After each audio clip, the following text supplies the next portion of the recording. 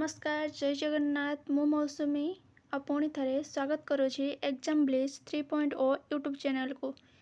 गत क्लास रे आमे शैव साहित्य संपर्क में आलोचना करथिले जो थे कि केवल आमे कलश चौतीसा संपर्क में वर्णना करथिले किंतु आज आमे रुद्रसुधा निधि और सोमनाथ व्रतकथा संपर्क में यही वीडियो रे आलोचना करवा। तेणु वीडियो देखिया पूर्व समस्ते गोटे गोटे लाइक कर दियो आउ वीडियो शेष रे समस्ते कमेंट माध्यम निश्चय जणाइब कि वीडियोटी केमती लगिला। तेबे आज आम शैव साहित्यर रुद्रसुधा निधि से ग्रंथ संपर्क में आलोचना करिबा।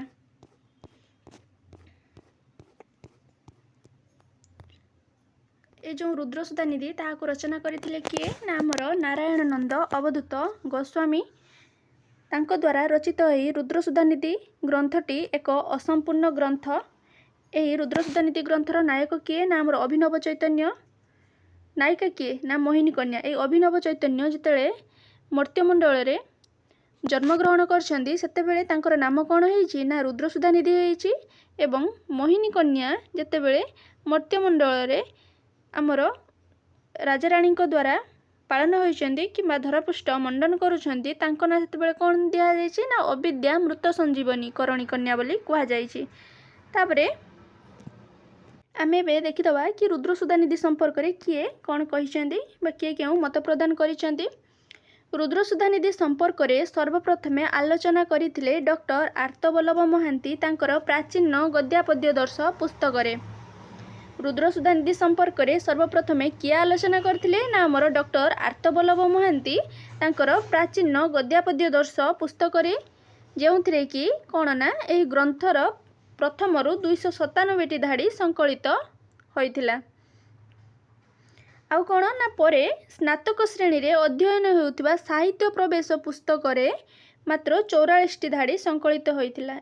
एही ग्रंथर मात्र 44 धाड़ी कोंटी संकलित होइथिला बा कों पुस्तक रे ना स्नातक श्रेणी रे बा हम जाओ कोची बीए श्रेणी रे जो पढ़ा जाउची साहित्य प्रवेश पुस्तक सेइथिरे मात्र 44 धाड़ी संकलित होइथिला। यार पूर्णांग संपादना किए करथिले एटा भेरी भेरी इंपोर्टेंट क्वेश्चन तो सेति पई टिके मने रखंतु। यार पूर्णांग संपादना किए करथिले ना डॉक्टर करुणाकर कर केबे ना 1965 मसिया रे प्रकाशित हेतिला। कहा अनुकूल्य रे ना ओडिशा साहित्य एकेडमी अनुकूल्य रे 1965 मसिया रे डॉक्टर करुणाकर कर एही रुद्रसुधा निधिर संपूर्ण पूर्णांग संपादना करथिले। 1936 मसिया रे करुणाकर बाबू कोणार्क यात्रा करुथिबा बेले दीप्रहर रे निमापड़ा टोल रे अतिबाहित करथिले एवं सेहिटारे टोल र पंडितंक ठारू रुद्रसुधा निधि पोथी प्राप्त होइथिले।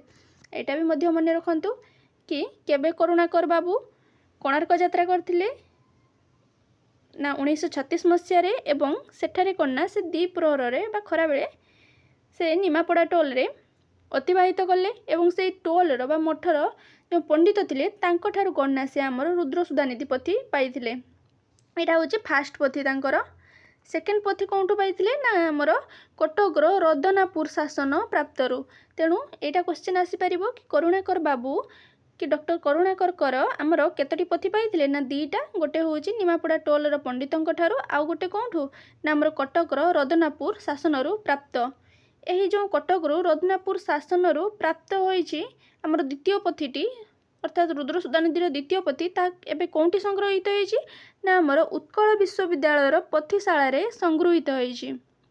एटा गोटे गुरुत्वपूर्ण प्रश्न कि उत्कल विश्वविद्यालय पोथीशाला रे कोन संग्रहित होईची ना कटक रदनापुर शासन रु जो आमको रुद्रसुधा निधिर द्वितीय पोथीटी मिलिथिला ताहा संग्रहित होईची।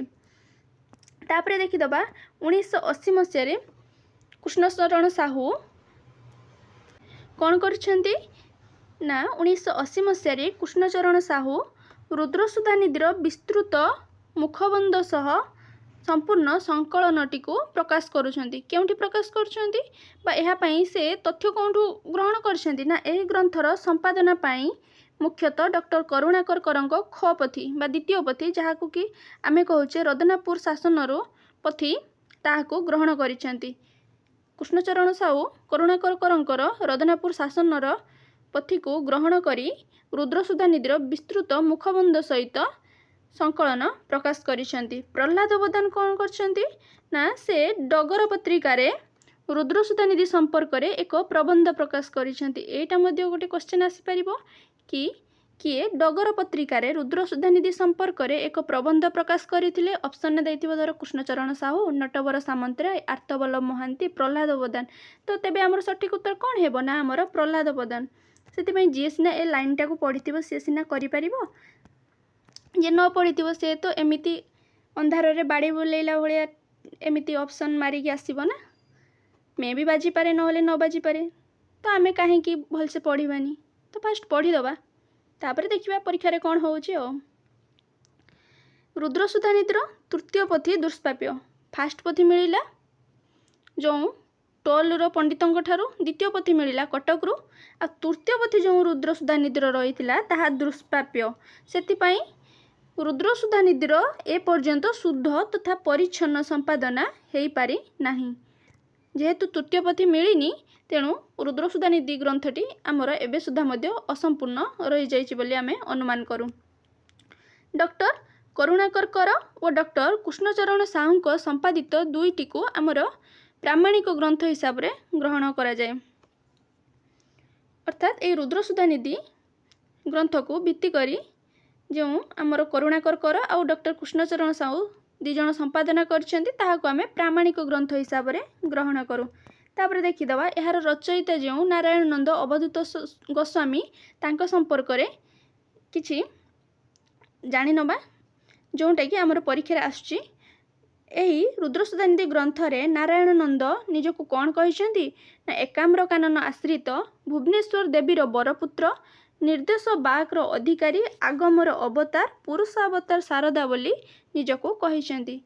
किए कहिसेंती आ कौन ग्रंथ रे कहिसेंती ना नारायण अवधूत गोस्वामी तांकर स्वरचित रुद्रसुधा निधि ग्रंथ रे ए कथाटी कहिसेंती।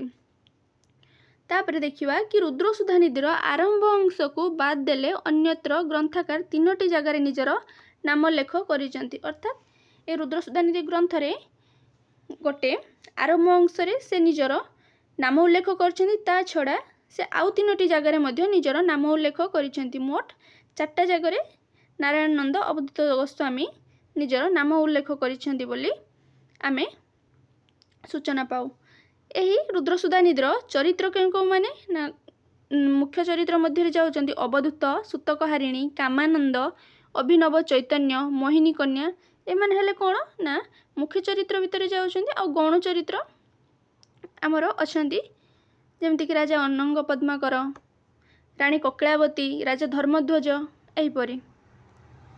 तापरे एबे देखिदबा करुणाकर कर से ही रुद्रसुधा निधि को केउ समय रचना बोली कहिसेंती आ कोन पई कहिसेंती।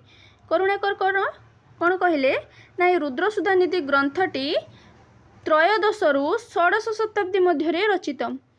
ए कथाटा जेहेतु से कहउचंती कि रुद्रसुधा निधि ग्रंथटी त्रयोदश रु षोडश शताब्दी मध्य रचित होइछि, से तो काहाको गोटे नेइकी अनुसरण करिकी ए कथाटी कहिथिबे ना। तो से कोन कोन देखले एही रुद्रसुधा निधि ग्रंथ रे जे से ताकु त्रयोदश रु षोडश शताब्दी मध्य अभिहित कले। तेबे फास्ट आछि कोन ना ए जो रुद्रसुधा निधि ग्रंथर शैली को से देखले। सेतरे कोन से देखले ना एतरे जो शैली व्यवहृत हेछि ता सारଳାଙ୍କ दांडीवृत्तर पूर्व शैली। सेतिपई से आगु सारଳାଙ୍କ पूर्ववर्ती समय रचना बोली कहले। एहा छड़ा से एही ग्रंथर भाषा आ वाक्य गठन रीति को देखिले, जोटा कि कहा सहित सामंजस्य रखितला ना आमर षोडश शताब्दी बा जमु आमर आसुची पंचशखा जुग सेही समयर साहित्य रे जो प्रकार भाषा और वाक्य गठन रीति देखा जाउथिला, रुद्रसुधा निधि ग्रंथर भाषा और वाक्य गठन रीति ता सहित सामंजस्य प्रकाश कला। सेतिपई से याकू षोडश शताब्दी रचना बोली कहिले। सेतिपई से आनुमानिक भाव में एही ग्रंथटीर रचना समय त्रयोदश शताब्दी रु षोडश शताब्दी मध्य स्थानित कले। से आउ कौन कहले ना एही ग्रंथ रे द्वितीय विभक्तिर बहुवचन रे त प्रत्ययर व्यवहार होइछि। द्वितीय विभक्ति रे बहुवचन रे केउ प्रत्ययर व्यवहार होइछि ना त प्रत्ययर व्यवहार होइछि। जेमिति कि आमे देखि परिबा भ्रसळंत, विषयांत आउ एमानंत। ए लास्ट रे देखंतु कि त प्रत्ययंत देइछि ना, तो एटा कोन ना द्वितीय विभक्तिर बहुवचन रो गोटे गोटे चिन्ह। सेमिति पंचमी विभक्तिर बहुवचन रे कौन व्यवहार करा जाउथिला ना हूँ व्यवहार करा जाउथिला जेमिति कि आज हूँ पचार हूँ एमिति। तापरे एही रुद्र सुधानिधि ग्रंथ को सारला दासंकर पूर्ववर्ती भावरे क्यों क्यों लेखक माने बा गवेषक माने कहिसेंती से संपर्क रे देखिदबा। फास्ट आसले किए ना आमर सूर्यनारायण दास, सेकेंड मायाधर मानसिंह, वृंदावन चंद्र आचार्य, सत्यनारायण राजगुरु, केदारनाथ महापात्र। एमाने समस्ते कौन कहले ना ए नारायण नंद अवधूत गोस्वामी हेउछंती सारलांक पूर्ववर्ती समयर लेखक। तापरे सारलांक समसामयिक भावे क्यों कवि माने बा लेखक माने ग्रहण कले ना बंशीधर महांती और कृष्णचरण बेहेरा। से कौन कहले ना नारायण नंद अवधूत गोस्वामी रुद्र सुधानिधि ग्रंथटी सारलांकर समय रचित होइथिला। देन आसुचंती आमर सुरेंद्र महांती जे कि कौन कहउचंती ना एही रुद्र सुधानिधि ग्रंथटी 16 शताब्दी रे रचना होइथिला बा जहाँ को आमे कहूचे पंचसखा युग सही समय रचना होइथिला बोली आमर किए कहउचंती ना सुरेंद्र महांती।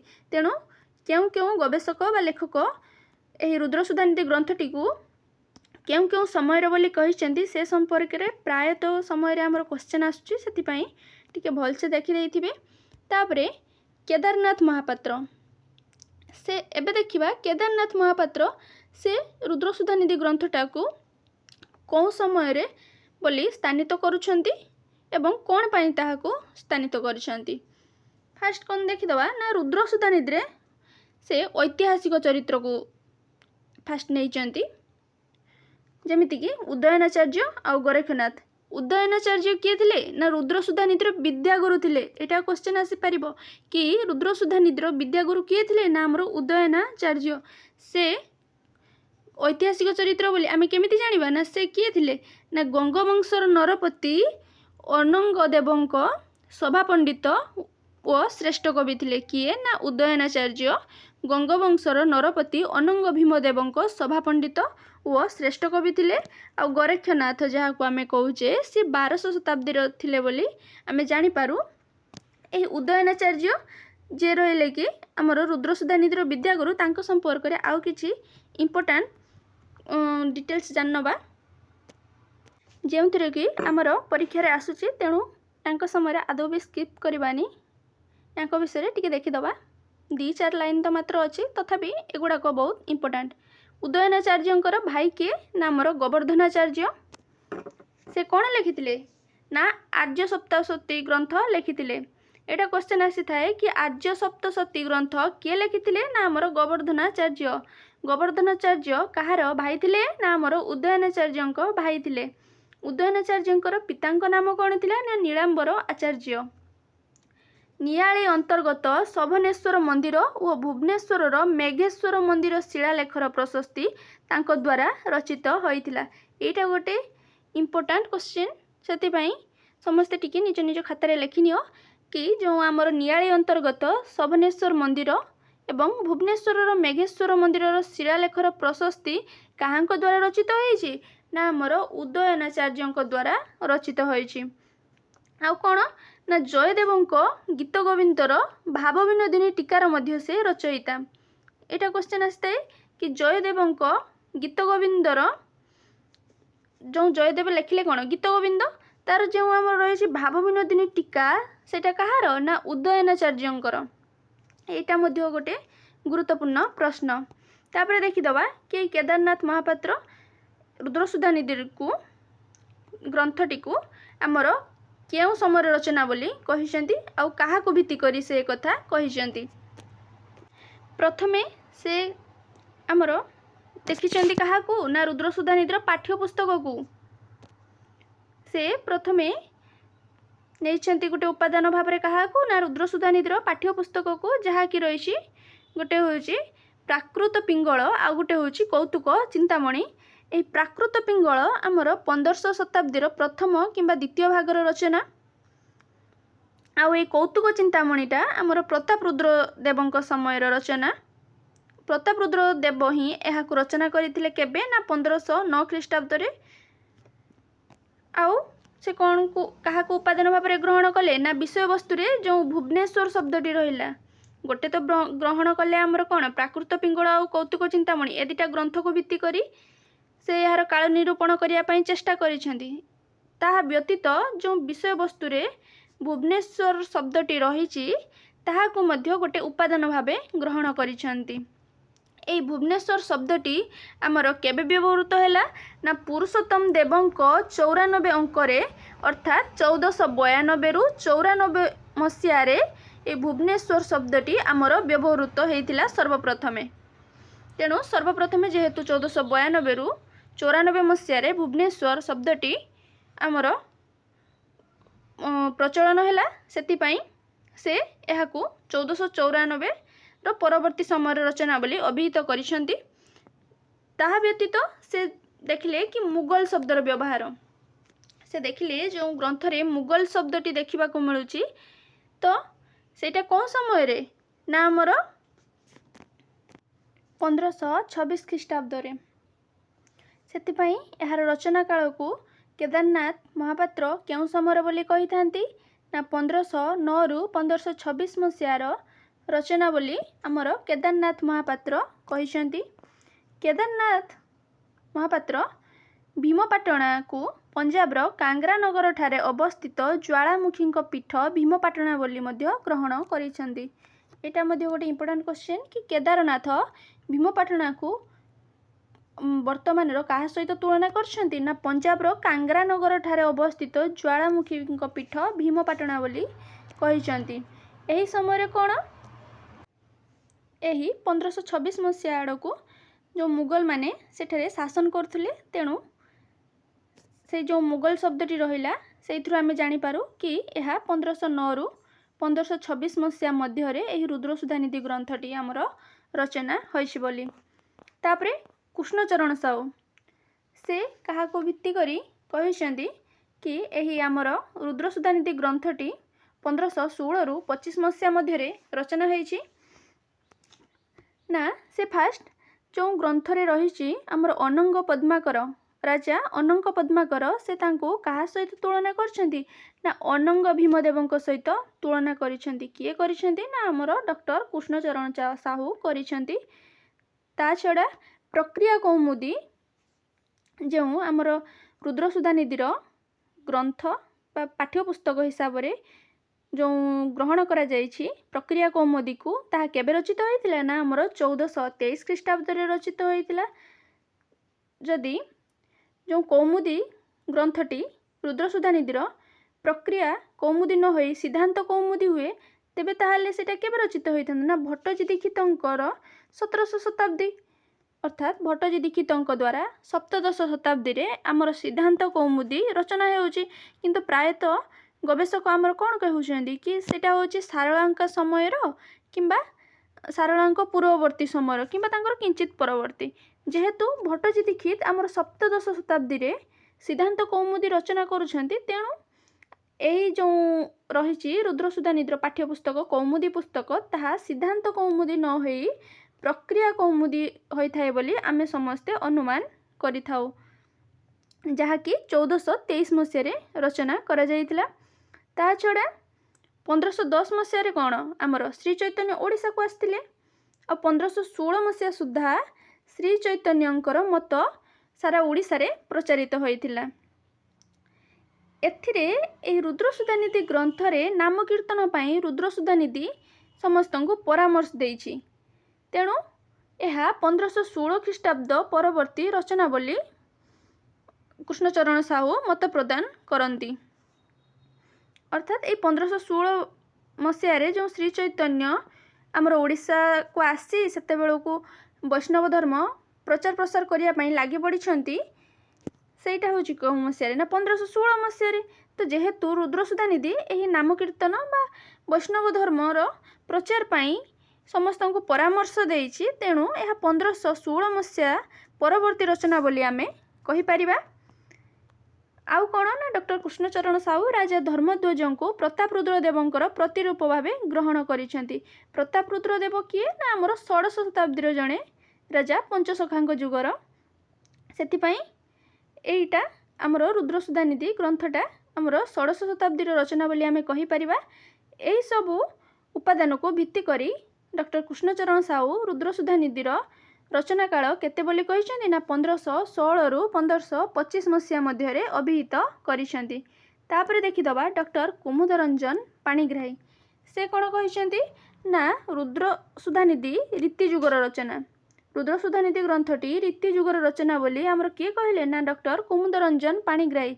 कारण एथिरे रीतिजुगीय साहित्यर विभिन्न वैशिष्ट्य देखा जाए, जेमितिकी संस्कृतायित ओडिया भाषार व्यवहार, विभिन्न धर्मर समन्वय, श्रृंगारिकता, नारीर रूप वर्णना, ऋतु वर्णना, यही सब उपादान मुख्यतः कौन थी देखा होता, क्यों प्रकार साहित्य आमर देखा जाउथिला ना रीति साहित्य, जेमितिकी संस्कृतायित ओडिया भाषा, विभिन्न प्रकार धर्मर मिश्रण, आउ कौन ना आमर श्रृंगार चेतना सेतेबेले मुख्य उपादान होउथिला काव्य कवितार, नारीर रूप वर्णना, ऋतु वर्णना, ए सब कौन ना गोटे काव्यर सेतेबेले मुख्य उपादान रूपे ग्रहण करा जाउथिला।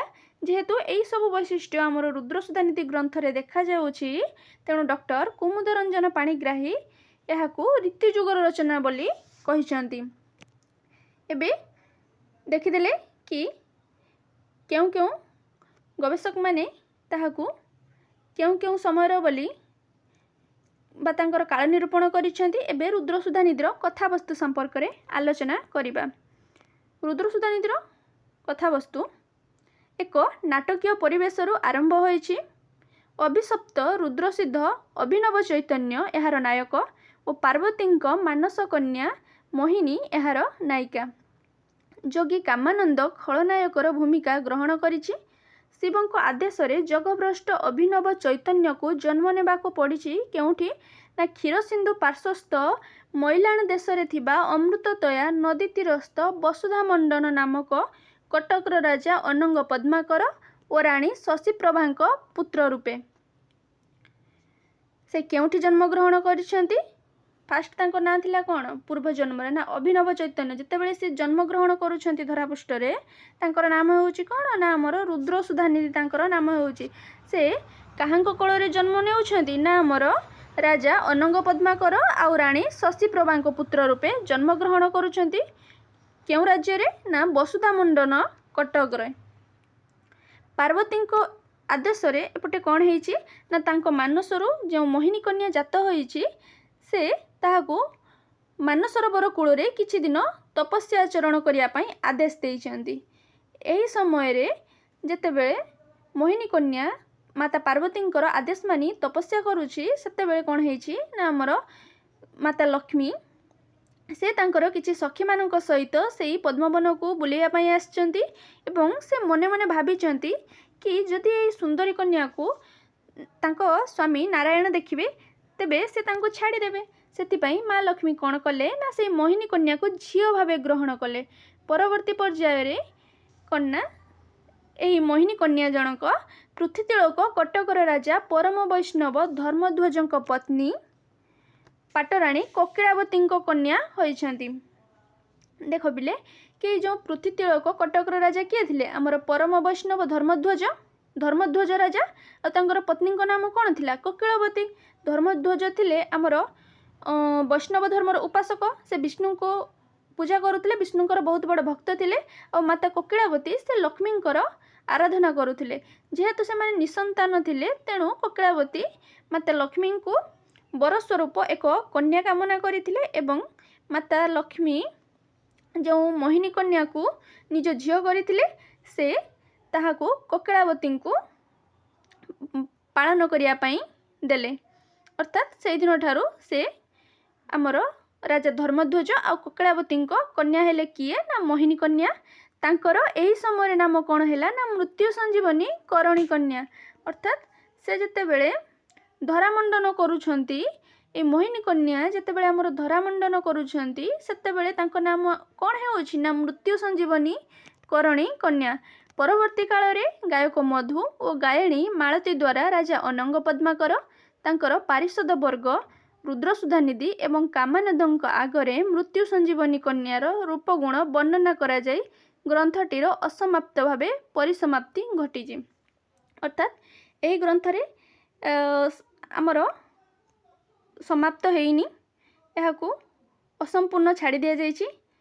जेतेबेले गायक मधु आ मालती राजा अनंक पद्माकरଙ୍କ राजप्रसाद रे समस्तଙ୍କ आगरे एही मृत्यु संजीवनी कन्यार रूपगुण वर्णना करुछंती। सेतेबेले अचानक भावे ग्रंथटीर समाप्ति करि दिया जाइकि ताहाकू असंपूर्ण रखि दिया जाइछि। तेणु परवर्ती समय रे कि एही रुद्रसुधा निधि मोहिनी कन्या को विवाह हैला कि ना नहीं कि तांकर मिलन हैला से सब संपर्क रे आमे ठीक भावरे कहि परिबा नहीं। तापरे एबे आमे देखिबा सोमनाथ व्रत कथा। व्रत कथा साधारणतः आरंभ हुए कथोपकथन छल रे। एटा मध्ये गोटे क्वेश्चन आसी परिबो। व्रत हे जाइछि छुआ व्रत हबो केउटी कथोपकथन छल रे आरंभ हुए ना हमर व्रत कथा। सोमनाथ व्रत कथा शैव धर्म प्रख्यापक एक प्रमुख ग्रंथ। कोउटा ना हमर एई सोमनाथ व्रत कथा केउ धर्म को आमर प्रचार प्रसार करिया पई आइछि ना शैव धर्म को प्रचार प्रसार करिया पई हेइछि। सोमनाथ व्रत कथा शिव पार्वती कथोपकथन रु आरंभ होइछि। एटा मध्ये गोटे इंपोर्टेंट क्वेश्चन कि सोमनाथ व्रत कथा काहांक कथोपकथन रे आरंभ होइछि ना शिव आ माता पार्वती आदेश रे। अध्यापक आर्तबल्लभ महांती सर्वप्रथमे 1932 मसीह रे सोमनाथ व्रत कथार किछि अंश स्वसंपादित प्राचीन गद्यापद्य दर्श पुस्तक रे संकलन करी लोकलोचन को आनिले। सर्वप्रथमे ए सोमनाथ व्रत कथा को किए लोकलोचन को आनिले ना हमर अध्यापक आर्तबल्लभ महांती केबे ना 1932 मसीह रे प्राचीन गद्यापद्य दर्श पुस्तक रे। परे 1968 मसीह रे डॉक्टर जानकी वल्लभ महांती सोमनाथ व्रत कथार संग्रह करी संपूर्ण रूपे प्रकाश कले। 1968 मसीह रे पूर्णांग सोमनाथ व्रत कथा को किए प्रकाश करुछंती ना हमर डॉक्टर जानकी वल्लभ महांती। सोमनाथ व्रत कथार गोटे पंक्ति देखि दबा कि एहा सुनी ईश्वर बोइले सेही व्रत महिमा करुछि सुण। माळव बोली एक देश थिला सेही देशरी पाटली नगरर राजांक नाम वीर विक्रम अटे। से राजा बड़ प्रतापी तांको घरे सुवर्ण कलश स्थापित एवं धवलमय हेतु बड़ सुंदरमय और नवरमान नेत पताका द्वारा अत्यंत सुशोभित देखा जाती। सही नगर रे 84 हाट बसाई हस्तींकर घंटाध्वनि अश्वंकर रेषाध्वनि पदातिक चतुरंग बलंकर मुखराव ध्वनि एवं 52 कोटी भंडार और अनेक राणी निश्चित होइथांती। एटा कोंथरा पंक्ति ना हमर सोमनाथ व्रत कथार गोटे पंक्ति। तापरे ए सोमनाथ व्रत कथार काल निरूपण केउ माने करिसेंती ताहा एबे देखि दबा। डॉक्टर आर्तबल्लभ महांती से ओडिया गद्यर प्राचीनतम नमूना भावे एही सोमनाथ व्रत कथा को ग्रहण करती। तेणु से एहाकू पंचदश आउ षोडश शताब्दी मध्य रचित होइछि बोली कहिसेंती। किए कहिसेंती ना हमर डॉक्टर आर्तबल्लभ महांती। कौन कहिसेंती ना ए सोमनाथ व्रत कथाटी पंचदश रु षोडश शताब्दी मध्य रचित होइछि। तापरे पंडित सूर्यनारायण दास से केउ समय बोली कहिसेंती ना त्रयोदश किंबा चतुर्दश शताब्दी रचना भावे सोमनाथ व्रत कथा को ग्रहण करिसेंती। डॉक्टर मायाधरमान सिंह से मध्य एही त्रयोदश किंबा चतुर्दश शताब्दी रचना बोली अभिहित करिसेंती। श्री सुरेंद्र महांती से 14 शताब्दी उत्तरार्धरे रचित बोली कहिसेंती। किए कहिसेंती ना हमर सुरेंद्र महांती। अध्यापक कुमुदरंजन पाणिग्राही से एही सोमनाथ व्रत कथा को षोडश शताब्दी बा यार किंचित परवर्ती समयर बोली अभिहित करिसेंती। नेक्स्ट आछंती हमर डॉक्टर देवेंद्र महांती जे कि एही सोमनाथ व्रत कथा को सप्तदश शताब्दी बोली अभिहित करुछंती। तापरे आउ जणे आछंती किए ना हमर अध्यापक पठाणी पटनायक से मध्य एही सोमनाथ व्रत कथा को सप्तदश शताब्दी रचना बोली कहउछंती। तेणु केउ केउ राइटर ताहांकू केउ केउ समय बोली अभिहित करछंती सेटा गोटे भलसे देखि देखि जाइथिबे काहेकि ना एथि मध्य हमर कन्फ्यूजन होइथाय। तापरे देखि दबे सोमनाथ व्रत कथार कथावस्तु संपर्क रे बा एबे आमे देखिबा सोमनाथ व्रत कथार विषय वस्तु कौन रही। सोमनाथ व्रत को असम्मान करिथिबारु पाटली नगरर राजा वीर विक्रमादित्य कुष्ठव्याधिर शिकार होई राज्य त्याग करुछंती। तेणु एटा क्वेश्चन आसीपर कि सोमनाथ व्रत कथार क्यों राज्यर वर्णना रही ना आमर पाटली नगर वर्णना रही से राजा किए थे ना आमर वीर विक्रमादित्य थे से क्यों रोग शिकार होते ना आमर कुष्ठ रोग शिकार होते एवं ए कुष्ठव्याधीर शिकार होई से राज्य त्याग करुछंती तांकर जो मंत्री थिले से सिंहासन आरोहण करी जो वीर विक्रमादित्य तांकर राणी और राजकन्या उपरे अकथनीय अत्याचार चलाइछंती परे राणी यथारीति रे सोमनाथ व्रत पालन करिथिबारु राजा रोगमुक्त हेउछंती और राज्य फेरी पाइछंती सेमानंक करुणारु राणींको दुखर समाप्ति घटी अर्थात यही सोमनाथ व्रत कथा रे कौन वर्णना है ना सोमनाथ व्रत करिबारु राजा राणींकर दुखर समाप्ति होइछि। सोमनाथ व्रत कथा पूर्णतः गद्य शैली लिखित मात्र श्रोता को पढ़ी शुणाइबा उद्देश्य रे यह आवृत्तिधर्मी होइछि फल यह पद्यात्मक होइछि अर्थात एटा पढ़ी पारे क्वेश्चन कि सोमनाथ व्रत कथा क्यों शैली लिखित होइछि पद्यात्मक ना गद्यात्मक आमे कहि परिबा कि ता गद्यात्मक शैली रे लिखित होइछि किंतु एहाकू जेहेतु आमको लोकन को पढ़ी शुणा जाउथिला सेते बेले सेति पई एहाकू आवृत्तिधर्मी करा जाइछि फल ए गद्य शैली रे लिखित सोमनाथ व्रत कथा पद्यात्मक रूप धारण करिछि। आम पाखरे एही सोमनाथ व्रत कथार 3टी प्रतिलिपि देखा मिले जेमिति कि गोटे हेउछि आर्तबल महांतींक प्राचीन गद्यापद्य दर्शरे किछि अंश सेकेंड ओडिशा राज्य संग्रहालय रे संग्रहित एक पोथी आ गोटे कौन ना डॉक्टर जानकी वल्लभ महांतींक संपादित ग्रंथ एही 3टी ग्रंथरु आमे सोमनाथ व्रत कथार प्रतिलिपि पाई पारू। यही सोमनाथ व्रत कथार आउ कौन होइछि ना एथिरे जो संबोधन करा जाइछि सेथिरे केउ केउ शब्दर व्यवहार करा जाइछि ना भ आहे तेणु एटा मध्ये क्वेश्चन आसी परिबो कि सोमनाथ व्रत कथार जो संबोधन करा जाइछि सेते बेले केउ शब्दर उच्चारण होइछि ना हमर भ आहे आउ कौन ना सोमनाथ व्रत कथार तृतीय विभक्ति रे एण प्रत्ययर व्यवहार होइछि तृतीय विभक्ति रे केउ प्रत्ययर व्यवहृत होइछि ना हमर एण प्रत्ययर व्यवहृत होइछि आ सप्तमी विभक्ति रे हमर ए प्रत्ययर व्यवहार होइछि एटा मध्ये ताले क्वेश्चन आसी परिबो इ सोमनाथ व्रत कथार तृतीय विभक्ति रे केउ प्रत्यय व्यवहार हेउतिला आ सप्तमी विभक्ति रे केउ प्रत्यय व्यवहार हेउतिला तेणु जदि आमे एटा को डिस्कशन करथिबा तेबे सेते बेले परीक्षा रे आमे मने पड़ी जिवो कि तृतीय विभक्ति रे एण प्रत्यय आ सप्तमी विभक्ति रे ए प्रत्ययर व्यवहार करा जाउथिला। तेबे आज हमर कंप्लीट हे गला शैव साहित्य नेक्स्ट क्लास रे आमे मादळा पांजी से संपर्क रे आलोचना करिबा तेणु वीडियोटी केमती लागला ताहा कमेंट माध्यम रे निश्चय जणाइबा सहित वीडियो को गोटे लाइक आउ निज सांग मानक सहित शेयर करनेबे आ जो माने नुआ देखुछंदी से माने गोटे गोटे सब्सक्राइब करि नै बेल आइकन ने क्लिक कर देबे आगो को एमिति वीडियो देखिया पई जल्दी जल्दी चैनल को सब्सक्राइब कर नियंतु कारण ठीक 3:30 समय रे अपराह्न रे हमर नुआ नुआ वीडियो अपलोड हेउची जेउथरे कि डिटेल्स रे समस्त विषय को वर्णना करा जाउची। तेबे वीडियो को एट शेष करछि रहुछि जय जगन्नाथ वंदे उत्कल जननी।